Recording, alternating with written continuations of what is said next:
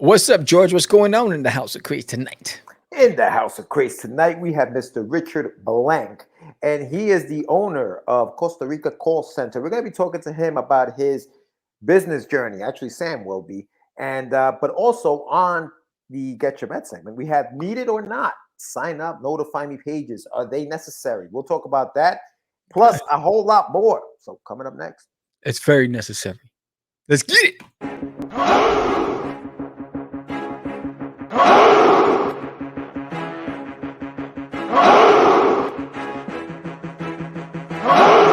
We are the only show for independents all around, giving you a platform to spread your word all over town. Catch the Craze is the place to promote to your fans with the Dreamer, Medina, and Sam the Crazy Man. Subscribe to our show and never miss an episode. It's time to get your mans, listen to us on the go. Updated every week, we never miss a day. Join the squad, come on in. It's time to catch the Craze. If you are an independent, catch the Craze. Making moves on your own, catch the Craze. On your grind in the streets, catch the Craze. Join the movement, catch the Craze.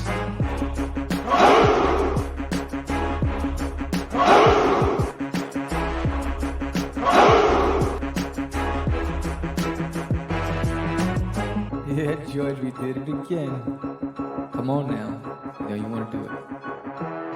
Catch the Craze.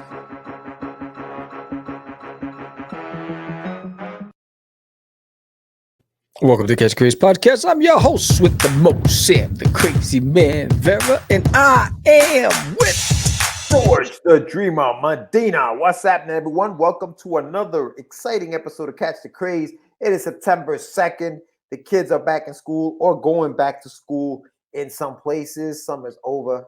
I mean, you know, and here we are. Another episode of Catch the Craze. We have another really cool, really different guest tonight. We're going to be talking to Mr. Richard Blank.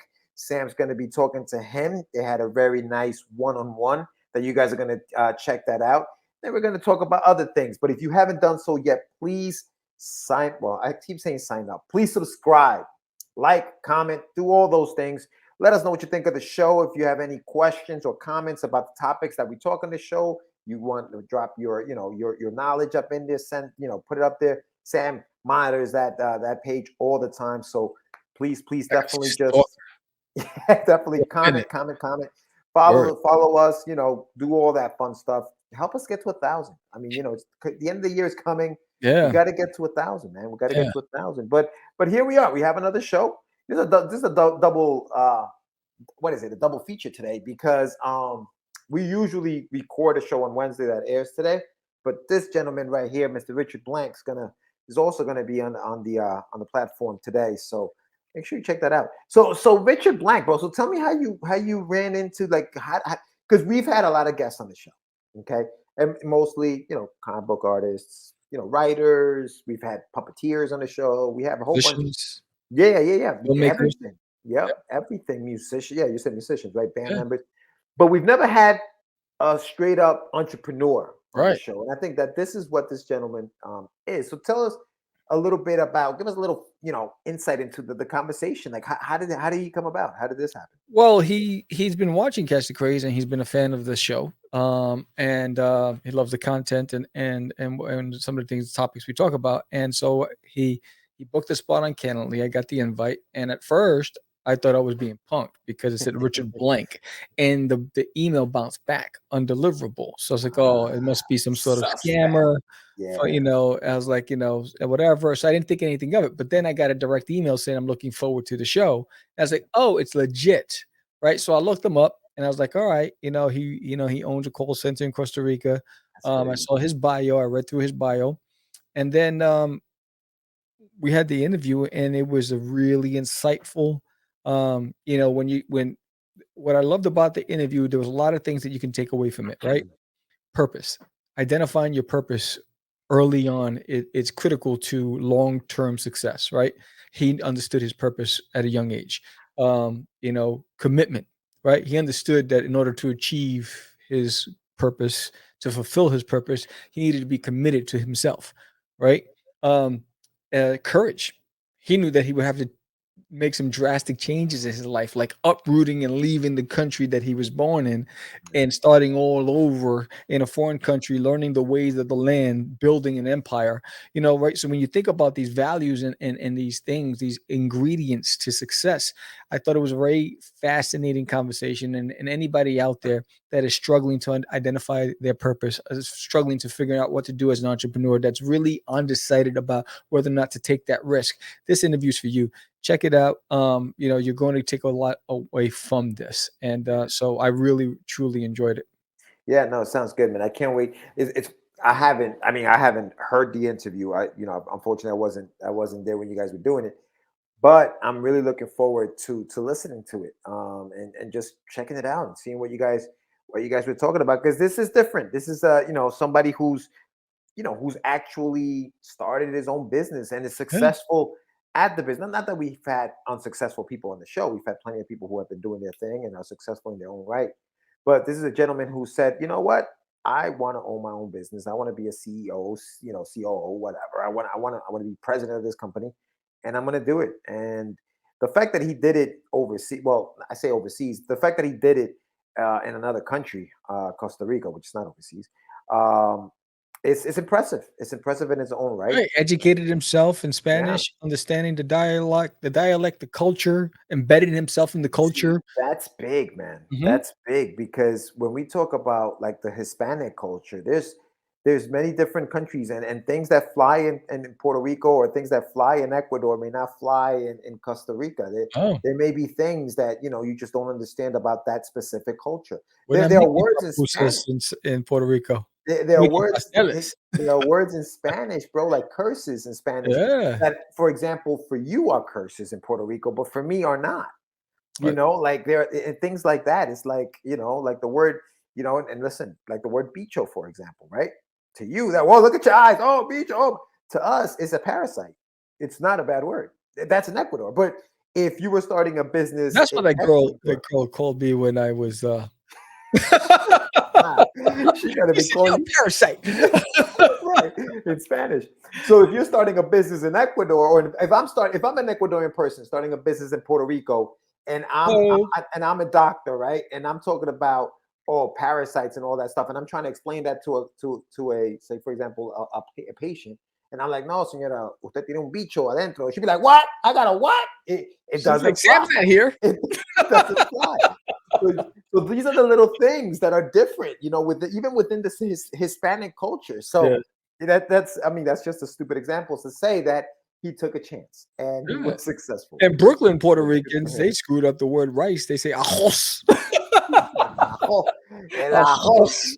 bro, Cajo, bro, cajo. Carro. my nigga, that's crazy, but insane. But it does take a lot of courage. It does take a lot of courage to do Takes a lot of anything. courage. Crazy. It's Yeah, funny. It's when we're talking to him, it reminded me of, like one of the things, like when I accepted a role with an organization that I was no way on paper qualified for, right? And they saw something in my leadership to say, we want you to run a multi-million-dollar division in security division that spans from New York all the way to Georgia, and we want to send you across the globe to train in another country. yeah, Um, and I remember, the fear that I had within, but externally on the surface, it was nothing but confidence. You wouldn't know that right. inside I'm crying inside, like sucking my thumb, like, oh, what am I doing? Right. But outside, you wouldn't, I was cool hand Luke. And I was You like, all right, gotta be. play in my position. Yeah, And you gotta because I was learning on the fly. be. And so that's what when I hear what he said and the risks that he took and the calculated risks, which are very different. Um, than just taking a risk for the sake of taking a risk. He took very calculated risks. He understood his long game, and that's the biggest thing: understanding where the road leads. Because rather than a goal, for him it was an objective, right? People have goals. My goal is to do X, Y, Z. That's the end point. That's the end game, right? His was an objective. There's no end game. It's complete growth. That means adjusting in the moment. That means reacting to industry Yeah, changes. All these things. yeah, So that's why it's very critical to understand the difference between one with another. One's very finite, and the other one's expansive. Yeah, no, absolutely, man, absolutely. And I was talking about the idea of having this courage because just like it took courage for him to do that, it takes courage for any of us to, do what we do, put our books out and Mhm. hope that people like them. Word. Speaking of courage, you have a campaign that's coming out. Why don't we go to Indie News and talk a little bit about Sam's courage Word. and what's happening next? I'm brave. I'm strong to the finish because I eats me spinach. Oh boy.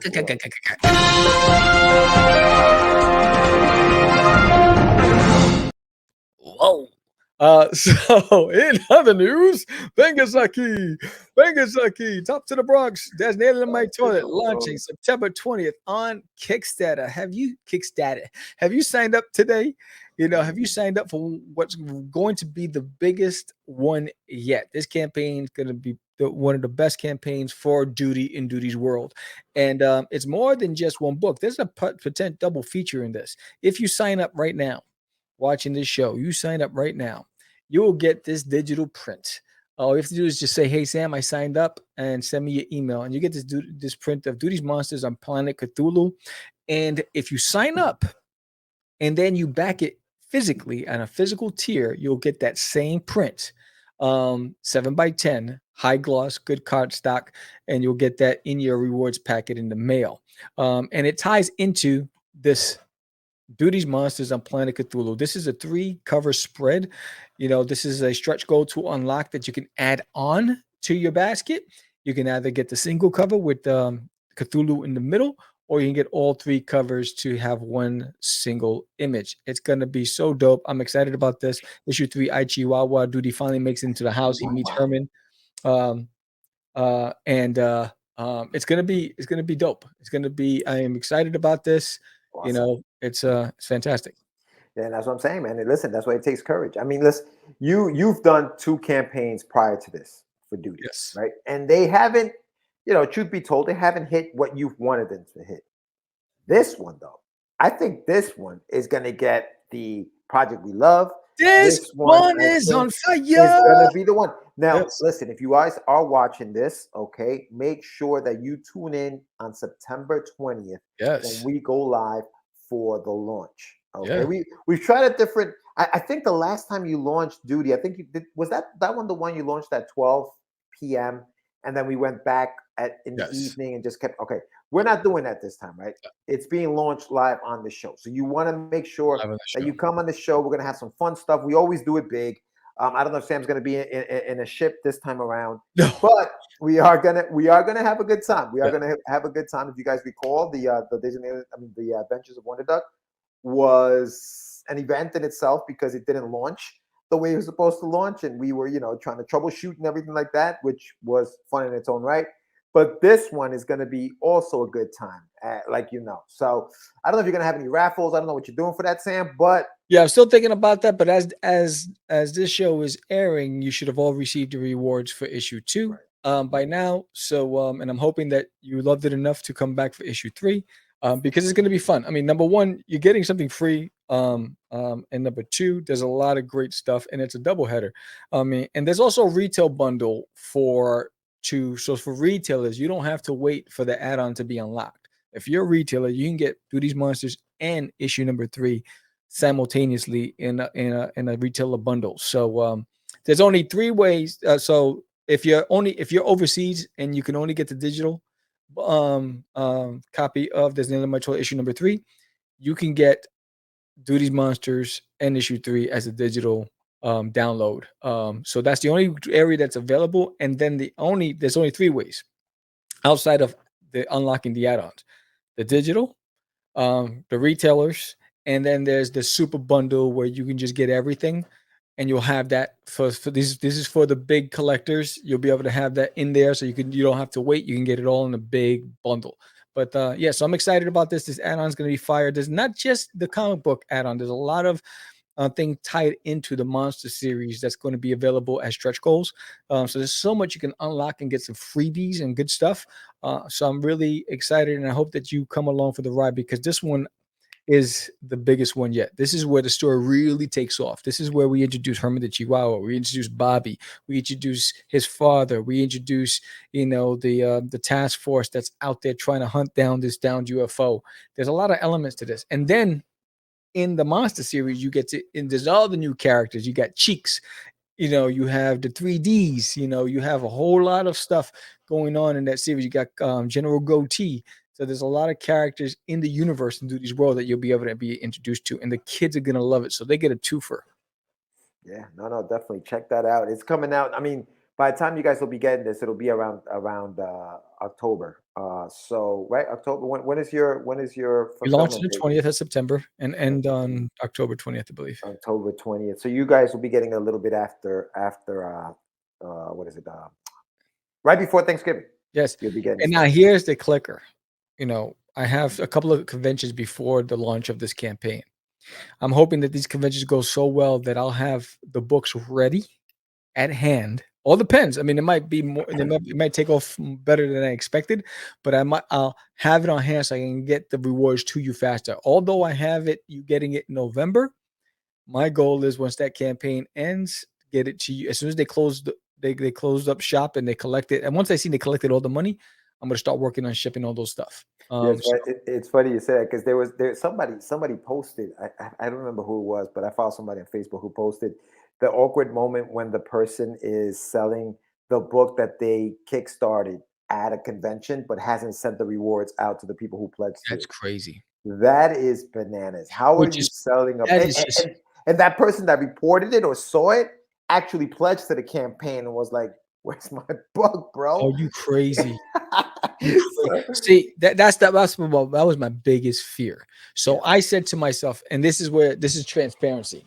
I said to myself because I didn't know how much of the delay was going to be with the books because the printer was have the backlog. Mhm. So I was like, if I get it um the week of the convention, I'm not going to take issue 2 to the convention. I'm only going to sell issue 1 Yeah, you because can't. it won't be You can't. right. That was my thing. But because I'm getting it this week and everything will be out by Saturday, next weekend at the convention, I'll have issue 2 with me. Well, here's the thing with that, and this is remember we're recording this in the past for the future and the present. So you Right. guys, this already happened, but or will it? Yeah, it would have happened already because when Yeah. is your convention? The date of it.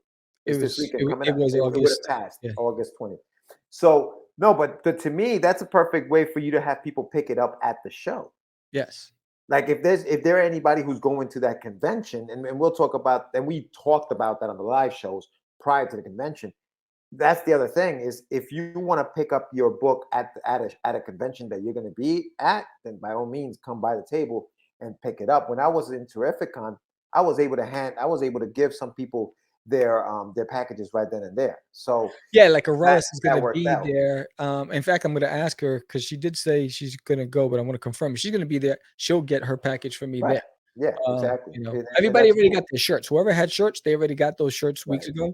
ago. Yeah. But again, I think it's integrity. You always want to be honest and transparent. I think, Mhm. every time I got any kind of news, I updated the backers, right? Because I respect their investment because it's an investment they've made.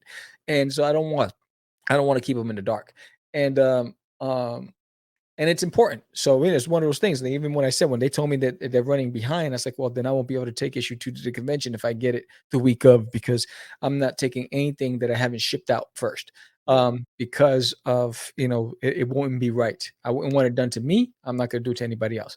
But yeah, again, I'm excited about this campaign. Also, I forgot to add that this campaign also has a variant cover because of Halloween. Here's Duty. So this is going to be awesome. You can pick up the variant cover as well. So this campaign has a lot of cool stuff, a lot of Duty monsters. If you're a Cthulhu fan, you're gonna love it. I've been working on some really sick pages. Um, you know, um, this is as of this recording, 18 pages are completely done. I have to do 6 more pages. They get more complicated the last 6 because it's more epic. So the coloring and flatting are the ones that are taking me forever. Do Um, you thumbnail pages or no? I thumbnail it first. Well, like, do you thumbnail the entire book and then you go back in and No, do it? no, I thumbnail as I go because there are some last minute elements that I added to it that's going to be I'm not, so There is, and, you're gonna have to read it. I'm not gonna spoil it. You know what? Join the live show to find out some spoilers. But there's some really cool elements that I added to this that I changed up as I was going because I wrote the script, but then I started changing up the script as I was drawing it because I was like, oh, you know what? This would be better, and which is great. So as I was illustrating it, I was like, Yeah. oh, I like this better than this. So there's some really cool stuff. Yeah, no, that's good stuff. That's good stuff. And then, so just to update you guys on what I have on my end, everybody should already have by this recording should already have their Wonder Duck stuff. Those books that you received will never see the light of day at a convention. I won't be selling issue number 5 at a convention. This was strictly for you guys who pledged to the campaign. So this is a one of a kind kind of thing. The next time you'll see these pages will be inside of a completed graphic novel, which is part 2 of the Adventures of Wonder Duck. So part 2 of the Adventures of Wonder Duck is being worked on now. I have chapter 5 is the one that you guys pledged to. Chapter 6 is completed. The artists are working on chapter 7, and chapter 8 is the last chapter. So once all of that is completed, I'm hoping by next year, I will have the completed graphic novel, which will be available at conventions. So that's the way that you'll be able to get chapter 5 if you didn't get chapter 5 at the, through this campaign. You'll be able to get it that way. So that's what's happening. That's coming down the pike, and I'm excited about next year, bro. Like, we'll discuss on future shows where we're going to be next year as far as conventions, because I do want to do more conventions next year. But as of this year, I don't think I'm doing any more. I think I'm pretty much. I did Terrificon last month, and now I don't know if I'm going to be at the New York Comic Con. I may go just a spectator, but I definitely want to do, like you were talking about. I want to do MegaCon. I want to do Terrificon again next year. That's one that I want to do. Definitely would love to do San Diego. That's going to be, it's going to be almost impossible to get in. But yeah, no, it's going to be a good.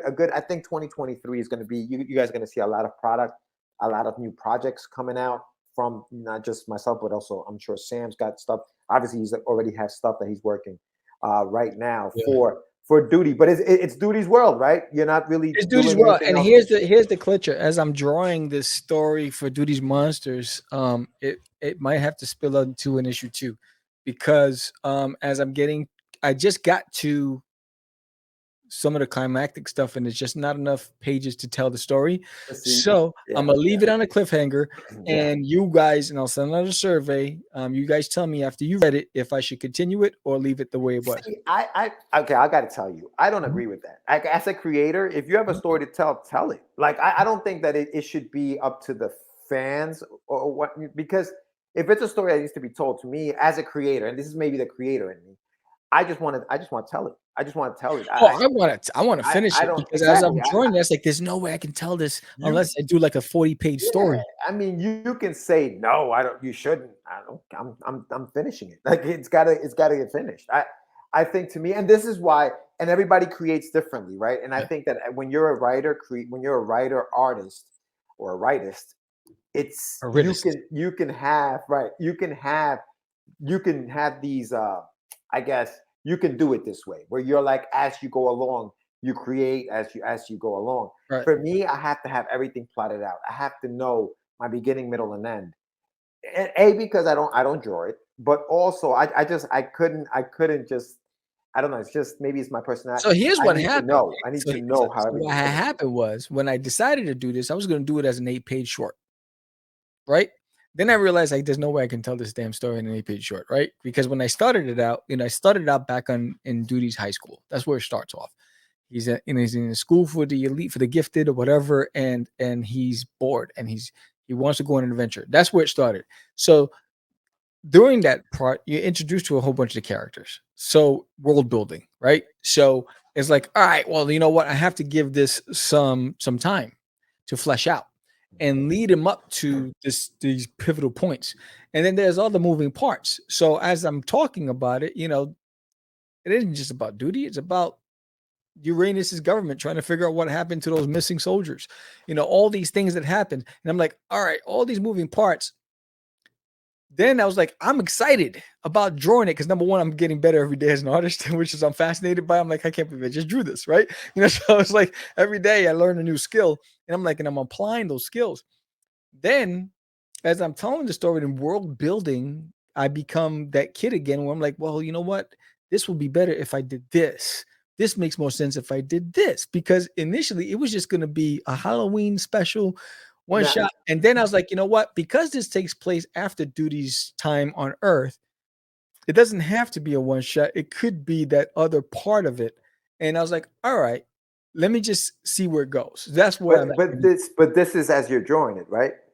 This is as I'm illustrating. Yeah. Yeah, see, so that's what I'm saying. Like to me, and it's a good thing that you are the illustrator, because you can always go back and change something if as you're going along, you're like, oh wow, I could add that in page one or page two.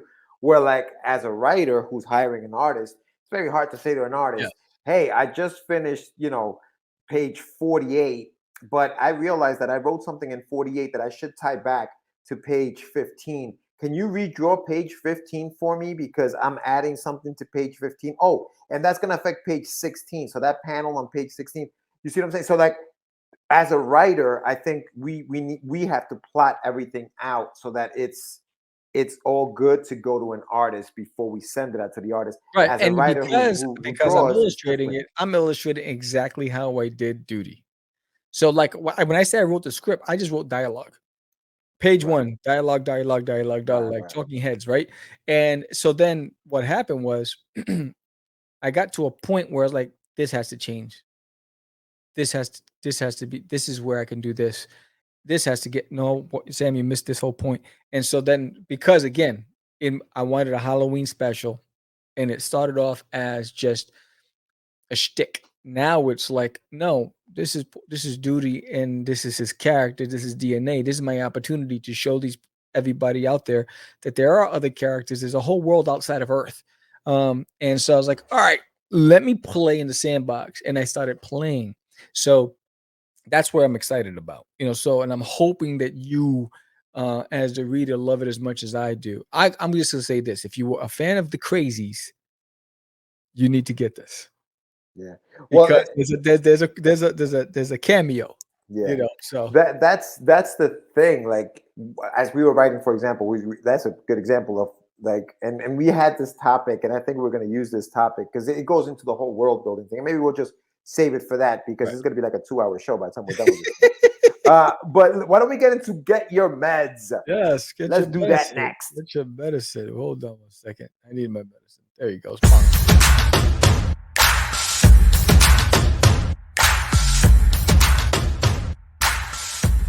It's time for your medicine. To need it or not, I'm walking on air. I never thought I could feel so free. Where's that from? Greatest American Hero. Yeah, man, that's what I'm talking about. Yeah. Well, need it. Do we need it or do we know it? Okay, so what we're talking about here, everyone, is crowdfunding campaigns, not just crowdfunding campaigns, but that pre-launch page, that notify me page, that sign up page Yes. that comes before the actual campaign launches. Now, there are people whose school of thought is, I don't need this crap. It's really not going to reflect anything, it's not going to reflect how many people pledge to it because, the people who sign up usually don't pledge. But there are all the other people who may say, hey, no, this is a good way to advertise the fact that the page is coming or that the crowdfunding campaign is coming. And it helps you get pledges that way because if they get notified that it's launching, then boom, they get an email and here you are. So what school of thought do you belong to, Sam? Do you think it's needed or not? Of course it's needed. Of course. Hit them with I the need of it. I need course. it like I need freaking vitamin D from the sun for this white skin, bro. Look at this, bro. I like glow in the dark. But You are it's like, glowing. There is a little glow to you. yeah, but I look at you, you're like tan and flush, and I look at me, I look like a corpse, right? So That's why I wear the white shirts. It makes me look, you know what I mean? is that You what it should is? start wearing darker I know, clothes. right? No, dude. I mean, if I go buff in the sun, you don't see me. All you see is my eyebrows and my hair. Nice. Like where'd he go? Oh, okay. It's like- but no, I think it's extremely necessary. I think more proactive things that you can do to get the word out and build momentum is critical. And that, if you don't have that, the only people that don't need it are the people that have an established fan base. They can say, "Hey, yo, guys, tomorrow send out the email blast to the 20,000 people that they have on their email list. I'm dropping a Kickstarter tomorrow. This is a limited edition, 10-day only. Get it while it's hot. They won't have a problem. You and me, we got problems. So, you need to be able to be proactive and promote.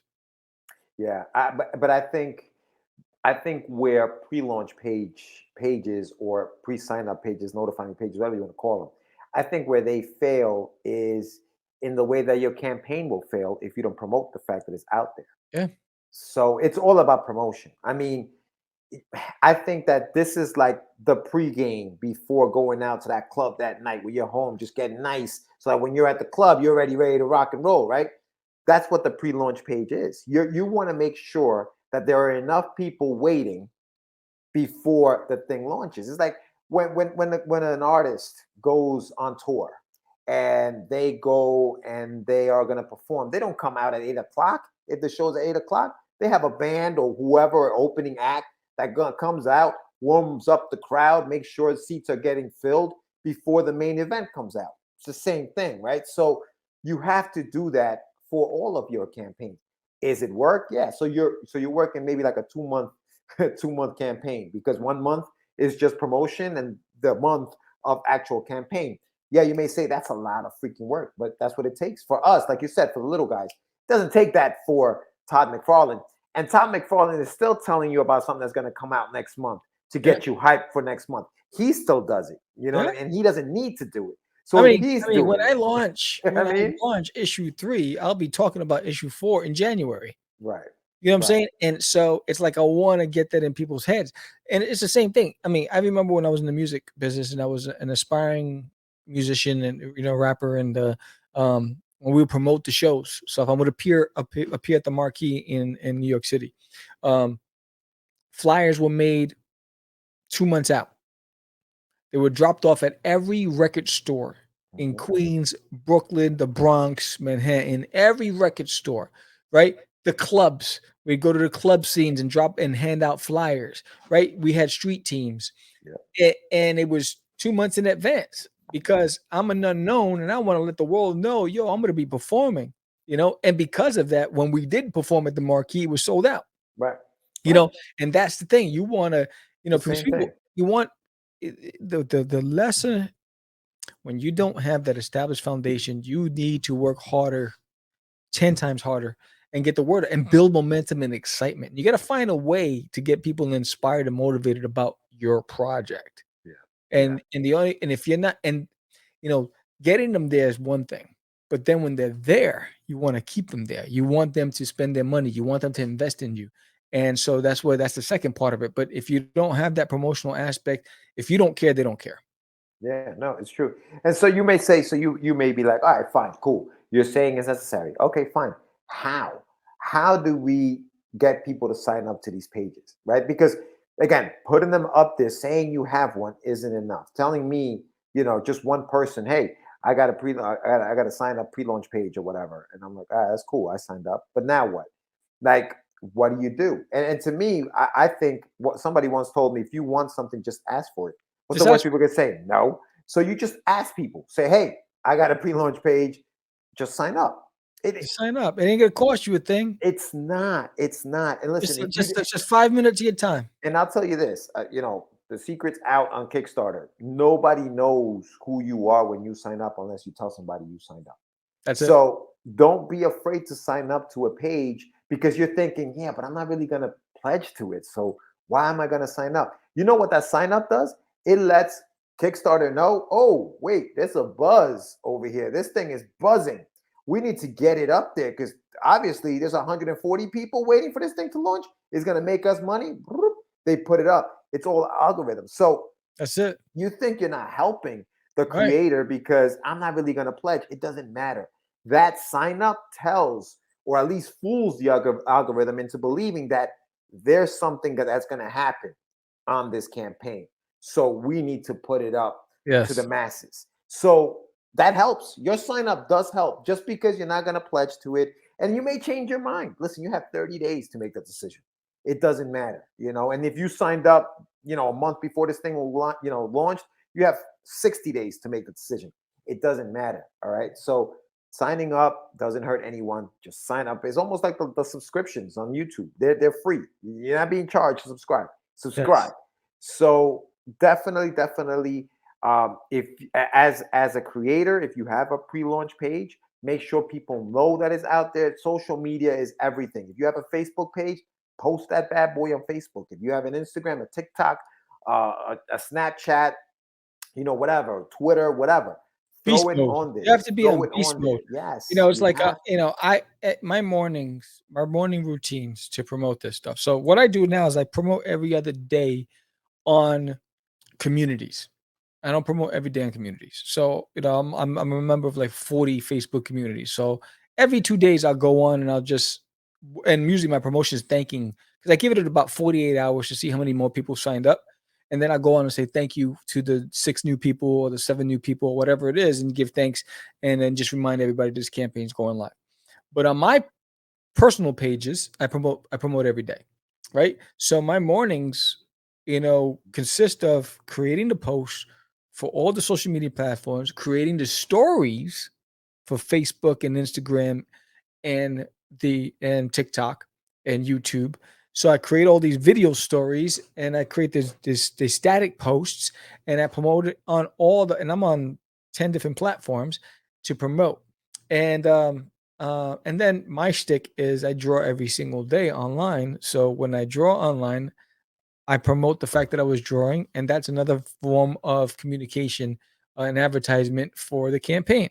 So you got to find what works for you, but you need to do the work in advance. And it's the most frustrating thing in the world to want to have to do, but you have to find a way to enjoy what you're doing. I know. You know, Listen, Sam, you had an issue with reaching out at first, but yeah, it gets easier as you do it. I think it just becomes part of your routine. It yeah, just be, it because at the end of the day, it's part of your advertising. It's a different world now. We used to do it street teams, right? We used to do it in your face, talking to the customer. If there was a convention coming up, we would try to book at least a convention a month. Like, it was crazy, right? Just so we were out there in the public eye. You don't need to do that anymore. But if you are going to be a presence on social media, you have to be a presence on social media. You have to network on social media. You have to send DMs and talk to people in stories. yeah. It's Maybe one of the send a things that message. they have been You doing know, more of. Number one is I've been trying to help all the other indies. That's number one. It's a community, right? It's a village. It takes a village, and there's a lot of people that they don't maybe have the luxury of time, right? Maybe it's a mom who has a comic book, but has kids and a job and is limited with how much time they can post or I whatever. like this Sam. I like this Sam. Where was this Sam 2 or 3 months? I like this Sam. Understanding Sam. Please Get preach on Sam. get the Preach. get the bullets. Talk to me. So hollow points. This is But the but guy. so I go so what I do is I'm like, all right, she has really quality stuff, just Yeah, doesn't have reach. Let me do my little part and try to support her. absolutely, And I think absolutely. because what I see, what I get frustrated at, there are people on these communities that'll promote the top 10 earning campaigns for the same creators that are always killing it, but they never give any kind of recognition to the little guy. We're So reverting. We're reverting back to I'm the other. rooting. So this is my way of saying, "Hey, look, the little guy is out there too. The little Yeah, guy is going to one day be the big guy. You yeah. know what? And so if I can say, look, I was there then, and and I see you, I see that you put in the work. I respect your hustle. I'm going to do my part to help you. And I've been helping a lot of independents, and it's just because I understand it's a community, and I want to see the game flourish. I want to see the indie game flourish, because if you type in indie comic news on Google, you know how hard it is to find indie comic news. You're gonna always get the big news, the main news, and so Well, indie comics to them becomes Valiant. It becomes Dark Horse. It becomes Valiant's still around. Image. No, I'm just saying, like, Oh, if you yeah, typed in yeah. indie comic, that these are the Boom companies that are coming Studios. up. Yeah, Yeah, Boom Studios. These are the comic books that are these are the companies that are coming up. Right? yeah, You're not gonna see, some of our guys that have been trying to do this. You're not gonna see KJ Murphy and Hector Rodriguez's book on indie news. You're not gonna see these guys on there. You're gonna see the guys who already have made or have a portion of the market already cornered for themselves, 2%, 3%, whatever they can get, which is something that we need to do as well. But I think that, and that's always been my case, or my thing is, not everybody has, whether it's the means or the know-how or the time or whatever. And I know we have to make the time. I know we have to find the information. I know we have to do that. But, and unfortunately, I hate to use this term because it's like a stupid, but life gets in the way, right? Life gets in the way for us sometimes because you do have to eat. I mean, listen, Sam, like you may have to, the bropreneur thing may have to end at some point because you do have to generate the income, and you go hard on your projects, and still you may have to go in and do what you have to do just to make ends meet, and that's just what happens. So I'm never gonna say to her, this guy's just lazy. You know what I'm saying? Unless I know for a fact he's lazy because I've seen him be lazy, or her. I'm not gonna put that stigma on us because we get it already. We get it already. When the second issue doesn't come out or the third issue doesn't come out or whatever, money runs out sometimes. Artists are expensive when you're a writer. Good artists, very good artists, because you got to put your best foot forward, right? And those people are expensive, rightly so. They have great artwork. I had to teach myself how to color because I couldn't afford to outsource anymore. Right, exactly. So, hey, listen, I think, like you said, well said, Sam. It's about the little guy who doesn't have the exposure. Let's help him out. Let's help each other out. And that's my whole thing. Let's help each other out. It makes no sense to try to bury each other when we're trying to get to the same place. We're just going to get there at a different time. It's going to be fine. We just got to help each other out. And I think that these notify me pages, these pre-launch pages, if you see an indie saying, hey, my page is about to launch, even if you don't like the genre, even if you're like, just hit that notify me button. Just hit it. Let him get that notification. Let her get that notification. Because when that thing goes live, listen, you're in no obligation. They don't even know you hit the button. They have no idea who hit it. So they're not going to be like, hey, man, I know you hit the notify me button. What's up? Are you going to pledge? What's going on? Mm-hmm. They're not going to do that because they don't know. And I think I think Kickstarter does it on purpose so that the people don't feel like they're being harassed by these creators to pledge to their campaign. Yes. You know what I mean? Yes. So, yes, sir. I'm telling you, it's going to be a 2-hour show. But that is Get Your Meds for this evening. And coming up next, Sam, we're going to have your interview with Mr. Richard Blank. Yes, this is going to be, it's a fantastic interview with Richard Blank. And, he is the CEO, owner of Costa Rica's call center. So again, if you're struggling with decision making, if you haven't figured out your purpose, you're on the shelf about taking that risk, this is a great interview for you. So when we come back, we're going to come back with our guests. In the meantime, we're going to remind you on why you need to subscribe, or you should subscribe to Catch the Craze podcast, but we're not going to tell you our previous guests are. Check it out.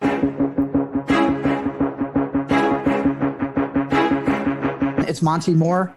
I'm a 30-year comics veteran in comics, games, and movies, and you've been watching one of my absolute favorite podcasts, Catch the Craze. You are watching Catch the Craze. What am I listening to? And you're listening to Catch the Craze. Where are all the indies at? A Catch the Craze podcast. What are you watching? I'm watching Catch the Craze. What are you going to do? Subscribe now to Catch the Craze, the #1 show online for independent. Have you subscribed to? You are an independent. Catch the Craze! Making moves on your own. Catch the Craze! On your grind in the streets. Catch the Craze! Join the movement. Catch the Craze! All right, we're back with our special guest, Richard Blank, and he's got so much to talk about. And we're going to start first by introducing. Welcome, Richard, to the show. Let us know who you were talking to today. Hey, Sam, so happy to be here at Catch the Craze. I'm an originally Northeast Philadelphia cat. I've been living in Costa Rica for the last 22 years. A lot of twists and turns and awesome things to share today with you and your amazing audience. That's fantastic. I mean, that's crazy. I used to work in security as a regional, and I worked with a lot of expats that came to the U.S. So it's different with you. But before we go into what you're doing currently, let's go back to what was it like growing up in Philly? It was nice. I had the four seasons. I was really into the winter time when I could play some ice hockey. I love the Nice. fall. Spring's nice. The summer's a little hot, but no, growing up in Philly is great. We're a huge sports town, so I'm a big Flyers fan and Eagles fan, and I used to like to Oh. go to the Jersey Shore. But Philly's great for food. We have a lot of pride, and just growing up there kind of toughened me up a little bit. So I was prepared to take on the world. Outstanding, outstanding. So, what were some of the things that you were into growing up in Philly? Oh, that's a great question. Well, naturally, like any kid, you like sports and you're chasing girls. But besides that, with some of your interests there, I was into originally the comic books back in the 70s. And I used to collect those back in the day. I mean, stuff used to come from the 60s. So you're looking at Richie Rich and Little Dot and those things there. I used Nice. to collect Nam and Conan the Barbarian. I was a huge Battlestar Galactica original series. So I had a collection of those. And in the A-Team, I Oh, actually was A-Team. collecting some of those comics back in the day. So I got a half decent collection. Yes, I love it when a plan comes together. That's Yeah. awesome. But, That's but Philly was a good time, man. I mean, there was a lot of fun things to do outside of school that could get you in trouble and also get you involved. But I knew this as a young man, one of the things I wanted to do was at least to expand my horizon. So I was really focusing on second language during middle school and high school. And instead of going to Ivy League and studying medicine or law, I really just doubled down on that and went to the University of Arizona and was a Spanish communication major. So I was kind of a dreamer. I walked alone a lot of those times because I was looking for something a little bit different than the norm. But, as I say, where you grow up and the support group you have, it can really add momentum in some of your dreams and how you can follow them. outstanding. So, what was the influence behind that, making that decision where you realized, you know what, I want to make this my priority and I'm going to focus on this? Sam, my brother, I didn't want to be a man in a box. The whole thing I There you go. wanted to do was just grind through life, earn a living, and just be miserable. There you go. Now, my great grandparents came over from Europe at the turn of the 20th century, and they were in the garment industry in New York, and they learned English. They were entrepreneurs. Might have skipped a generation or two, but that was my strongest argument to my family. Allow me to learn a second language and give myself the marketing potential to be able to move abroad and to be able to expand my horizons. And when I was 27 years old, I was given a 1 in a million opportunity to work at my friend's call center for just a couple months. If you can get past your parents' guilt, you can live anywhere in the world, Sam. So I decided to take it, and that barn door was open. And 2 months turned into 22 years. I married the girl of my dreams, started a call center here, and I've pretty much been living a very happy fantasy life, if you think about it. That is fantastic. I mean, was that the first time that you left the country, or have you done it before? The mindset around saying, "I'm just going to start anew." I mean, That's an it takes a excellent lot of question. courage. It takes a lot of courage, right? So, walk us through that. Absolutely. And Sam, that's why you run such a great podcast. Great question there. I was very fortunate growing up. I had parents that were very generous and they enjoyed traveling as well. So when I was younger, I got to go to Europe multiple times to ski and to travel in the summertime. And that was incredible. But here it was. When I was 21 years old, I spent my junior year abroad in Spain. I did 2 semesters. I didn't come home over Christmas. So I had a Eurail ticket, a couple grand in my pocket and a backpack. And I tried to live off of 2 months worth of money and just traveling and partying and having a great time. That's But fantastic. when Sam, that you're a guest in another country, if you keep an open mind, if you follow their rules and traditions, there should be a positive reinforcement. I'm not the loud traveler and foreigner that expects things. Absolutely not. I actually expanded on my patience. And by learning a second language, it really opened many doors and made my transition that much easier. Now, I didn't do this on a whim. This was a build-up momentum from what I studied in school, an internship with Telemundo, doing promotions and public relations for the importers of Corona postgrad. So my man, I was ready to go. I was just really looking for that opportunity and I took it. But, there are a couple of things I miss. I'm far away from my family and the comforts of home, but I really wanted to live my life. I didn't want to live a life for somebody else. And just like my favorite cartoon character of all time, Fritz the cat, I decided to have that sort of adventure as a poet and a romantic and just see where life could take me. And obviously, Fritz had 2 movies, The 9 Lives of Fritz the Cat, so he must have been successful enough to pull a sequel. That's awesome. But it's funny. when we make that decision and you say, you know what, this is the journey I want to go on, Yes. there's always that inner truth that only you are realize is that insecurity. Am I good enough? Can I make it? How did you fight those things? Did you have to deal with those inside while externally keeping a face and saying, I'm going to muscle through this because I know I can? I was on a vision quest. This was a spiritual life journey. The only insecurity I had is if my hair wasn't combed that day.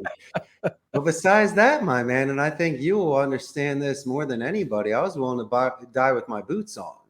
I was going all the way like Rocky, like Chuck Wepner versus Ali. There was no way somebody was stopping me. And as long as my intentions were honorable and I was doing things with good faith, and I could have always clicked my heels and came home with my tail between my legs, but it didn't. Right. It paid off. The long shot hit.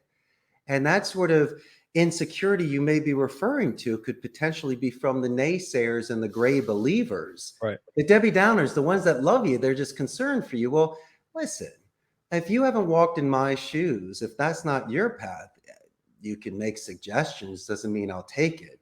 Right. But I believe in people with momentum. And I like individuals that will take the time to understand my position. They don't have to agree with it. But if they know that I'm happy and I'm doing something positive and I could potentially be feeding families and delegate and expand so I can lift other people up, well, then by all means, that's not egocentric at all. That's not being selfish. The only thing that I had to do was to take those major decisions and follow through on them. That was the only real challenge that I had then. Right. That's fantastic. So what was it about that first initial moment when you went over there, you joined the call center, you're getting this real world experience? What was it? What was the biggest takeaways from that tenure? Well, the biggest takeaway that I took was empathy. I never started off as C-level. I wasn't a supervisor or manager. I was a proletariat. I ate, broke bread, sat in cubicles next to thousands of local Costa Rican ticos. And after 4 years, Tim, I was able to learn the business from the inside and out. So that enabled me to find ways to enhance the experience for the agent, to give them their dignity. Right. So I skipped steps, man. I never was building up the ranks. I went from agent to owner. Wow. And so maybe that was to my advantage because I didn't lose the essence of what got me here. I didn't have to backstab or play office politics. And by treating people a certain way with sincerity and investing in their careers, that's the easiest CEO cracked code secret that I could share with you and your audience, because I have leverage. I could hire, fire, make or break. I always chose the former. Because just like Chuck E. Cheese, if no one shows up, you don't have friends at your birthday party. And so the market speaks. I could play big shot all day long, but if nobody comes back here the following day to put wind in my sails, then I'm going to fail. Right, but I like the key words, and and I'm listening intently. I mean, you talked about empathy, which is critical because you're dealing with people in relationships, right? And you talked about investing in others, because the success of the team is your success, right? And they fall hand in hand. So when did you realize how important that was? Because I've worked in corporate settings where it was always about the KPI. It was always about the end result.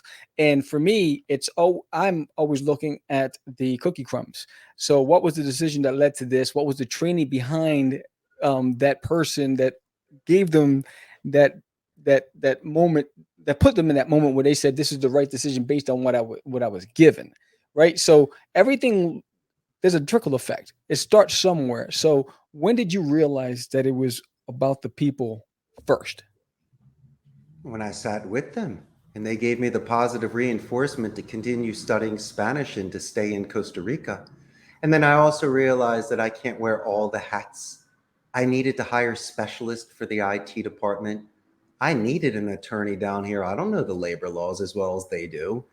Mathematics is fine, but it's a chore. So I needed to hire a proper accountant to assist me and a human resources director to manage the people on the inside. So I can focus on my areas of improvement, which is onboarding, training, and motivation. But I'm not just saying, rah, rah, go, Sam, go. Right. Absolutely not. Let's be realistic here.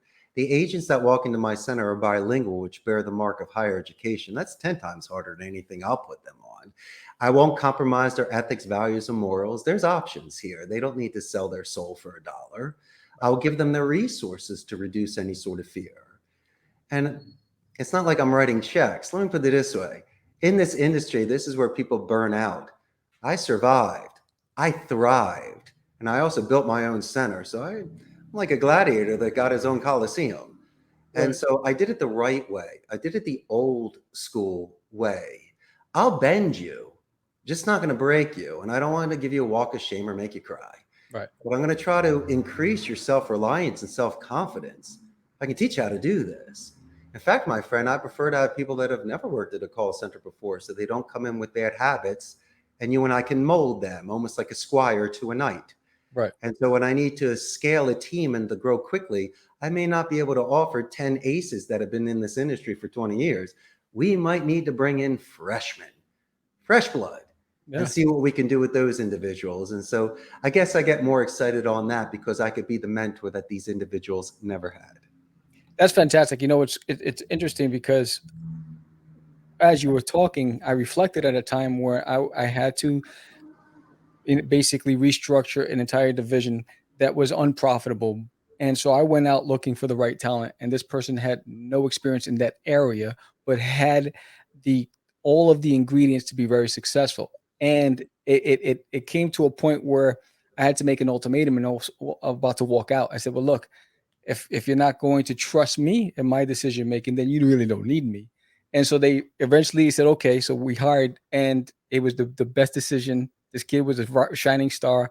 He was full of energy, very resourceful, a lot of tenacity, courage, and creativity.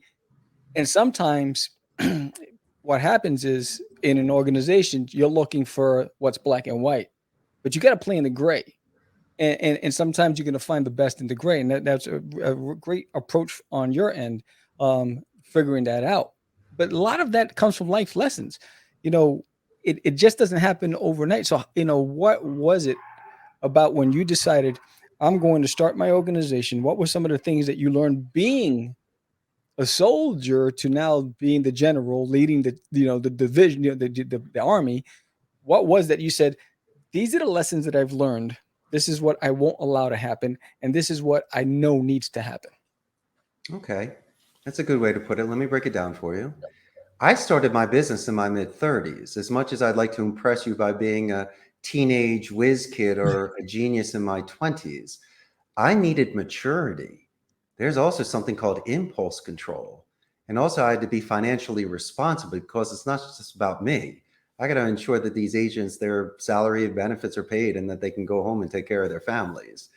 And so I went very slow and steady. I did not overextend myself. There's no loans, no mortgages. I first started off by renting a turnkey station at a blended call center.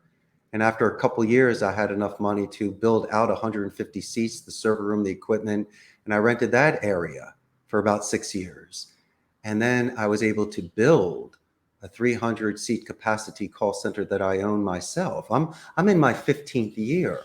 10% of businesses make it a year, 1% make it to 10 years. And I'm in an extremely competitive industry. And so I had to ensure that it was the right environment. But I'll let you know my special sauce because there is a natural attrition. People will leave me because of a scheduling conflict for the university. A boyfriend or girlfriend or best friend might be working somewhere closer to their home or possibly more money. Let's put that aside. One of the things that I do here, and I'm very adamant about that, is my gamification culture. I have a game room. I collect jukeboxes, pinball machines, and retro arcade machines. So I have a neutral environment for agents to mingle with others from different departments. Let off steam, recharge batteries, spend time with me. And I've seen that reduce attrition. Prior to making a single phone call for a client or even going into a training class, you'll be in the game room for 10 to 15 minutes hanging out with your new coworkers. So instead of just absorbing, now you're comfortable enough to start contributing. And so if I can begin certain relationships through play, then I believe that I have a stronger start than other companies that do things in a certain rigid way. Right. Where there is no flexibility, there's no straight lines in nature. There's got to be a little bit of wiggles every now and again. And I always believed in serving dessert first, Because if I can show that sort of good faith to the new people that come into the center, once again, that defense is down, and they'd be more than willing to make themselves not vulnerable, but susceptible to grow with me and allowing me to work with them in that way. Right. And I like that. I like that analogy of starting with dessert first, because when you think dessert, you think enjoyment, you think smiling, right? And smiling is infectious, right? And it just trickles, and it creates a mood that can keep you going and sustainable throughout the day, right? Especially That's right. when you're grinding, right? So walk us through, that your the first few years, that first year, you said, you know what, I'm going to do this and I'm going to do it here. And what was that like? Actually came quite easy. But here's the thing. I knew that I was over my head after the second month because I had about a half a dozen agents. I was doing the accounting, HR, the training, and I realized that I was just becoming uncomfortable. And so my wife, who was the top jewelry saleswoman for Cafe Brit at the international airport, she was there for 4 years. She was crushing it. She said, all right, kiddo, I think I'm going to join you. First, to keep you out of trouble. And because I have a home court advantage. And if I didn't have that partner, in fact, I might be the owner, but she's the boss, I would have never been where I am today. And that's also being responsible. I am a guest here. I have to follow their labor laws. And so I needed to delegate. I needed to let go. I needed more roots and branches to do this thing. Right. And so in that first year, besides working with my wife, I was able to promote some individuals into leadership positions. And you want to hear something crazy? Still got one person with me today after all these years. That's fantastic. Of the thousands of people I've hired, this person just won't leave. I just can't get him. I can't get rid of him. I'm only kidding. But in fact, the day that this individual decides to retire from Costa Rica's call center, I've awarded a pinball machine hook for them. So they get to bring a pinball machine back to their house. It's just a simple way for me to say thank you. But it's very humbling. I mean, you're only as good as the foundation that you have. Right. And the fact that people are willing to invest years and even a decade with me, it's something that makes me very gracious. And as you see how I'm dressed and how I treat people, my favorite part is when their family members come here to recollect them. So I get a chance to go downstairs and speak to a husband or wife or someone's mother. And Sam, they'd almost have to pull me away because I'd be telling your mom 1,000 things great that you're doing. And I know that that's a gift that keeps on giving because I may be the only boss that knows their name or took the time to speak to their mother. And at the end of the day, when they want to think about an organization to be loyal, then they're going to think about one that has, once again, given them their dignity. Right. And make them feel like they're not expendable, not just a number, that I have improved on their vocabulary. I've given them more structure, more diplomacy. I've reviewed phone calls with them so I could do some intense and advanced coaching to make them more marketable so they can earn more money. Right. And I always believe in right bus, right seat. You definitely belong here, but where are you going to be the most profitable and comfortable? And so there's been multiple times I've tested agents in different verticals to find where they belong. And they come back and thank me for that because I never like a forced fit. As I say, it's a relationship where everybody should leave something on the table. I like that because it reminds me, what I remember I was in a situation where we hired somebody for a specific role and they just weren't performing to the standard or the expectation of that role. And then when after having a conversation, we realized that they were best suited for another area.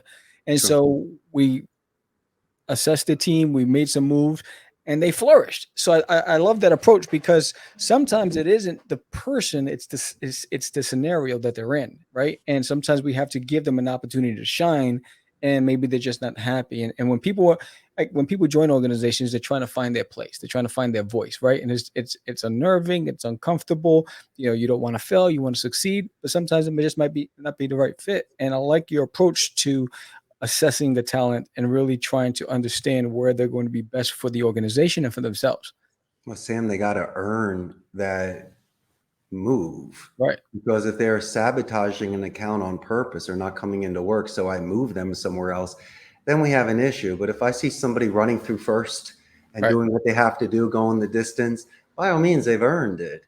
Right. But then again, there might be some outside factors that could be affecting their work performance. Right. It could be temporary. So I might need to pull them aside and do a little bit of Philly guilt and say, hey, Sam, you know you're out of character and you're better than this, right? And just to see where they're coming from. Right. And test the waters there, because I don't want to move something so fast, because once again, it could be a mismatch and then their seat is filled and what do I do? And so, Right. Moving somebody, it's delicate, and also the investment that the client has made in this individual to get them up to speed. Once again, you're losing that sort of money. And so I don't want someone to quit. Right. Then nobody wins. Right. And so, as I say, we take it on a case-by-case basis. We try to take a breath. We see when the dust settles where we're at and what we need to do from there. So what do you do to unwind? Where's your go-to place, your safe space where you just go to recharge? Love that question. I like me time. I can't do Eastern meditation as much as I wish I could, but there are certain activities that I do on a daily and weekly basis that keep me centered and balanced. I wake up every day at 5:30 and I hit my home gym for a couple hours. That's guaranteed. On Sundays, I like to wash my convertible. And also, I like my pinball marathons. I mean, I bought the games and restored them. I'm definitely going to play them. And so these are the sort of trade-offs, the little things that I do. And there's other things as well. But I definitely will be doing these three things on a weekly basis, if not on a daily basis. And that keeps me grounded when I put my phone away. And after about 20 minutes of decompressed stimulation, I'm allowed to let my mind water. I get some image streaming. And that's sometimes when I come across my best ideas. And also, let me share that if you're in a certain situation where there's conflict or heightened anxiety, or you're being pressed to make a serious answer, if somebody allows you the luxury of time, as we say, to sleep on it, to take a walk, to think about it, I'll write a draft out, maybe not send it the next day. And after I ponder a conversation, maybe, Sam, I overextended myself or didn't say enough, or possibly my tone was not appropriate. So if you and I can circle back tomorrow and I can prioritize, cut some fat out, I might even apologize and you to go, Sam, I'm sorry for raising my voice yesterday. And you're like, it's all right, Rich, no problem. I mean, these are the sort of things, instead of breaking a relationship, you can almost solidify them and make them stronger. As long as someone allows you time to be able to not get yourself off balance, but balanced, and practicing it and understanding the situation, your relationships would be much better. I've saved marriages by giving those sort of suggestions. And there are individuals, before making final decisions, I ask them to sleep on it, and they come in the next day and realizing that they may have been, offbeat a little bit, Right. or just missed their mark. And I'm okay with that. People get second chances as long as they don't burn bridges. And I know that sometimes you might have a moment, and that's okay, because I'm going to judge you on the 5 years you've been with me, not on a weird rainy Wednesday when someone said F you to you on the phone and you got upset. That's the time where I pull you off the phone, put some water on your face, give you some coffee, and say, hey, champ, you doing all right? Next thing you know, 20 minutes later, you're back on the phone ripping deals. And so those are the sort of things that we're able to maintain the sort of stability that we have with our agents mentally, because people can burn out here. It is considered a grind. A lot of people see telemarketing as a transitional job. But in my opinion, if you're very good at the art of speech and just don't focus on texting and emailing, your potential is limitless, and you're going to be having much better relationships with people. Right. The art of the conversation is potentially at risk of being a lost art, right? So that's critical. Yes. Self-reflection is what I'm taking away from this. And so it's one of the hardest things to do. Most people don't want to look the man in the mirror. So why is it so important for you to self-reflect, assess your personal performance and how it's impacting others? Why is that so important for you? Well, that's fine. I just feel that most people are too hard on themselves. Remember, in football, you need first downs to get touchdowns. Right. And if I can have small wins every day, I'm cool with that. I'm also a patient man. I know that things come to those that wait and work towards it. And also, I do realize that I'm very true to my commitment to myself at 18 years old to invest my life, my time, my earnings potential into this second language, into this dream, into this sort of momentum. And so regardless of the outcome, I know I'm doing everything in the best light with the best intentions. It's the ego, Sam, that gets in the way with these people, where if you can't look at yourself in the mirror, we have issues. I think prior to that, you might want to make your bed in the morning, possibly eat a good breakfast and iron your clothes so you can give yourself some sort of self-respect. So if anything of nothing, even if you're not looking in a mirror, when you come home and you see that made bed, you at least got that first down of treating yourself well. You ended the day strong. You're starting the day strong. If that's where you need to begin in order for the end result to be able to look at yourself in the mirror, give yourself 5 and move forward, then by all means, but don't compare yourself to somebody else. There'll always be someone that's taller than you, has more money than you. You might think that their life is more exotic. It may or may not. But my brother, there are millionaires out there that are lonely as can be. And there are some people that are humble and broke, that have the most loving families and children and really feel fulfilled in life. Right. I can't judge myself on the gold and the jewels, because that stuff loses its luster after a while. There's only so many bills you can count. I think the most important thing for me was these natural fulfillments and getting this sort of positive reinforcement from strangers and people that I know, realizing that I have touched and affected their lives in a positive way. And that's good, man. I mean, once I left the United States, I kind of put a lot of those pressures behind. And since I'm not on a home court advantage here, really it's just about my essence is what I was able to present and to share. And I'm good with that. I gave up competing with the Joneses a long time ago. And that's important. You know, you see it all the time. I think that, you know, today everyone's inundated with wanting to be liked, right? You know, I want to be a social media star. I want to do this, rather than really understanding purpose, right? And I think you found your purpose early on, which has led you to build your own empire. And that's also hard to do with a lot of distractions and a lot of voices and a lot of opinions, to individualize yourself and say, you know what, I see me and I know what I'm here to do. You know, it's the mindset is critical to the journey towards success and building that success. And based on this conversation, I hear all the fundamentals, all the ingredients, all the right ingredients that led you to that point.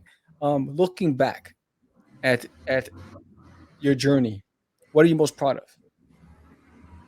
That I didn't fall for the trap of those opinions that were provided for me, or someone that's just trying to plan out my predestined career. Now, it might seem selfish, but I don't want to live somebody else's life. I'd like to live my own life. And my great-grandparents came from Eastern Europe at the turn of the century, so I was just following in their footsteps, being a nomad, learning a second language and taking chances. And so I might have skipped a generation or two, but it's in our blood. It's something that we grew up with. It's something that I was always proud of. You know, reading those stories as children, it's always about leaving the castle to slay a dragon, save a princess, and become a prince. How in God's name would I ever be able to grow if I never had that sort of life adventure? As I mentioned, I could always have come home, clicked my heels and gotten a job in my family's business or some friend's contact. But I wanted to see what my life could be from a blank slate, no pun intended, and just to see where this could take me. And, you know, at the end of the day, it's so fulfilling. It's so nice.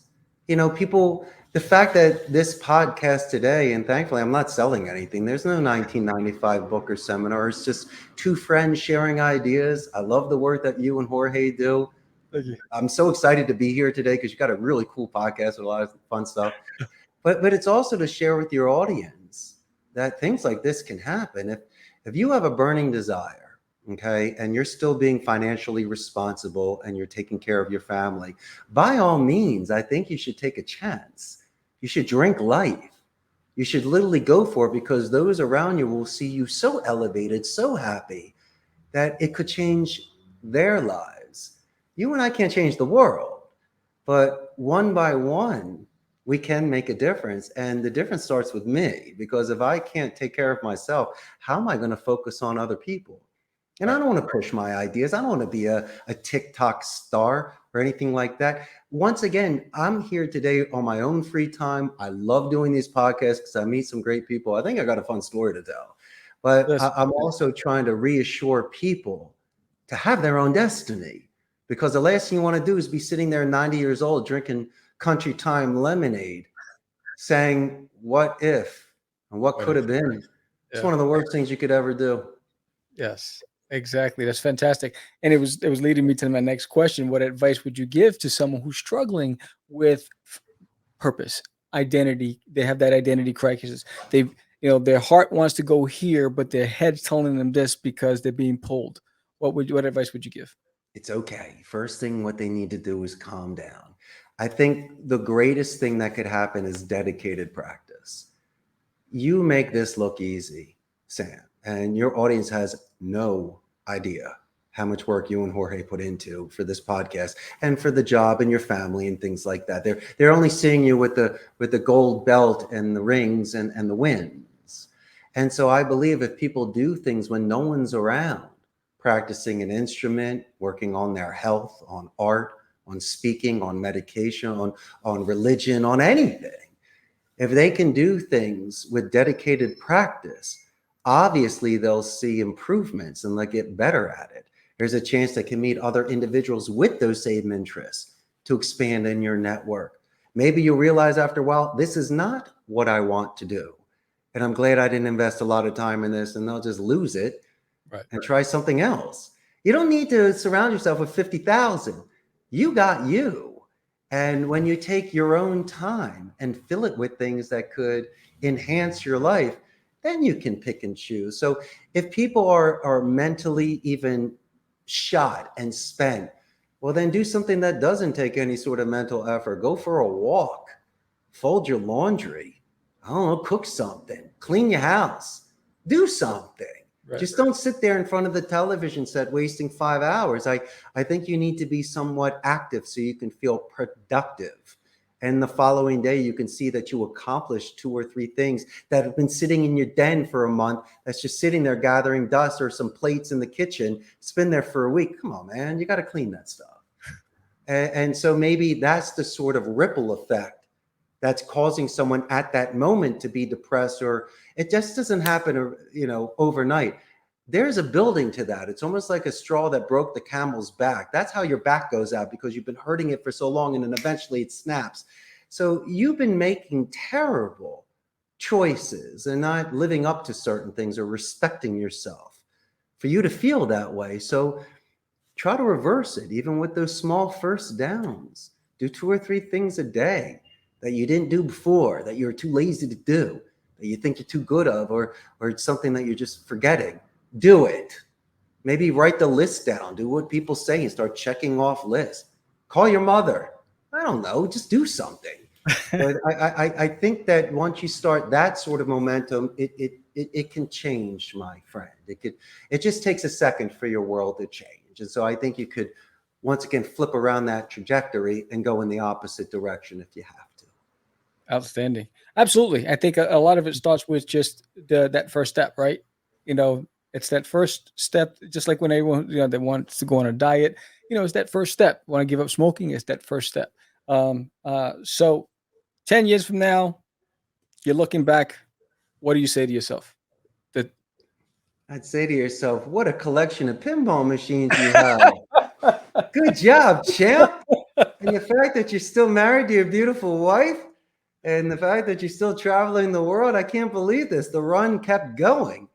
But I would connect with myself as I had through every decade and every year.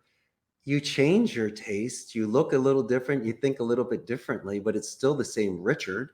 The only thing that changes how I reacted to life and how I dealt with it. And there is an old movie called Zorba the Greek with Anthony Quinn. And one of my favorite scenes is at the end of the movie when his fishing boat sinks in front of the whole town. And instead of crying and complaining and getting goofed on, the guy just put out his arms and just started doing this famous dance. And I'm not saying that I'm going to, dance in the rain and laugh at stuff, but there are certain times in life where things happen. And the greatest thing you can judge yourself on is how you react to them. And the best form of character is in chaos. And I've been and that's why I mentioned earlier, impulse control and maturity. Because if I can look back at myself 10 years from now, I can be proud of my composure and how I can see things in the world differently than I did in my teens and 20s. And so hopefully that sort of maturity and experience can propel me into my later years to even be more relaxed, more appreciative, and more understanding of this crazy world that you and I live in and try to make sense of. But as long as you can keep a Sam bubble and keep your sort of surroundings around you happy and emit that sort of energy, sure, it's like a light that will attract bugs, but also light attracts warmth and gives sight. And so I kind of see myself more as the candle in the darkness that's around me. It's two ways you can look at it, darkness or light. Yes. And I choose myself to be as positive and shine as bright as I can, so I can give that sort of energy outward. And it's amazing how it comes back, especially when you're not looking for anything in return. Imagine all the thousands of people you and Jorge have influenced that have never met you or wrote you. I'm one of the few that, write you and say, hey guys, you're awesome, kind of be on the show. There are so many fans of yours that have never contacted you that you changed their lives. That's fantastic. It's funny. One of the things that I would do whenever I gave orientation to new executives that were joining my team was I illustrate a lighthouse, and I'd put it in a card and I'd give it to them. I said, do not open to it till after training's over and your first day in your office. And they'd open it and they said, look, you're going to hit rough waters. There are going to be moments where you're questioning whether or not you made the right decision. Look to me and I will guide you to shore. And that was always my thing, because I know from firsthand experience what it's like when you start fresh, when you join a new organization, and when you hit those rough patches and you feel like you're isolated. Now, and it's always important to let the team know that there's a support structure here if you allow it to work. And I love that, hearing that from you. So let's wrap this up in a bow. What is it? Anything that I have not asked you that you like the listeners to know, and take it home. Thank you, my man. First, I want to thank you and your co-host Jorge very, very, very much for having me on your podcast today. I feel like, it's a medal on my uniform. I'm on the Craze podcast. This is great. But fortune favors the brave. And I really do support those that follow a certain feeling that they have. Intuition, they go for it. Their past lives and future lives are arguing and yelling at this present life to do something. And the fact that I planted these seeds so many years ago in regards to languages and being open-minded, it really has produced so much for me. And so it's almost overwhelming. Unless you've done it, it's hard to explain. But to me, it just felt natural. I never wanted to force a fit. There's a philosophy called Wu Wei. I just didn't want any sort of resistance. I just wanted to go with it, like swaying in the wind. And I'm also prepared for adversity. I was willing to take it on head on. It's only mental. It's nothing physical. And if it is physical, I work out. So take it on. But if those are the toughest things in life, Sam, these are the things that are going to hold you back from smiling, then by all means, that's nothing. It's almost like an underhand pitch with a wiffle ball.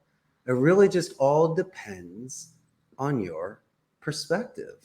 And as I say before, if somebody is willing to stand tall and to take the shots and to keep moving forward and to be proud and have some grit, and some tenacity and just hang in there, well, that's how you go the distance. I mean, you hear the stories about people surviving on the seas and getting through deserts and mountains. They should have been dead 5 days ago, broken bones, and they're starving. There is something that gets them out of there. Yeah. And I think that you don't need to put yourself in that sort of position, but there are sort of things inside of you that can get you to move forward. And you and I can never hit the ball and drag Johnny. I can't help some of these people you're talking about. They need to work on themselves. But you and I will be the first ones there to encourage them. But I can't have somebody bringing me down. I'm not going to jump in the water with someone that's drowning. We'd both die. Yeah. I'll assist you from a distance. But I just can't let you ruin this happy vibe that we got and what we're doing. And if there's any way to readjust you and be forthright with you and call the balls and the strikes and let you know what's happening, then you're a real friend. You're a true friend. The best friends are the ones that got through the tough times with you. And we're still your friend after that. Yeah. And so if I can put all of those thoughts into perspective for you and your amazing audience, I believe that collectively these individuals will be having a much more fulfilled life. Fantastic. I love this conversation. Your story is the human story, right? It's the it's the journey. It's the journey to self-discovery, right? And the success in any form always comes when you understand who you are and your purpose. And a prime example of that is fantastic. Thank you for coming on the show. I wish you a lot more success than you already have. And hope that in 10 years you look back and you're shining that new pinball machine. But it's fantastic, and you're welcome anytime to come back on the show. Tim. I had the best time today. Really appreciate it. I appreciate you, buddy. All right. It's just easy. It's not. Crazy. Acquiesce. No, I was talking about my friend Acquiesce. I met him. Say my name, Right? This is what you were thinking? Oh, He described me. He said, "I'm the." What? Catch the Craze. You're listening to Catch the Craze. You're listening to Catch the Craze. To Catch the Craze. You are listening to Catch the Craze on Catch the Craze. You're listening to Catch the Craze.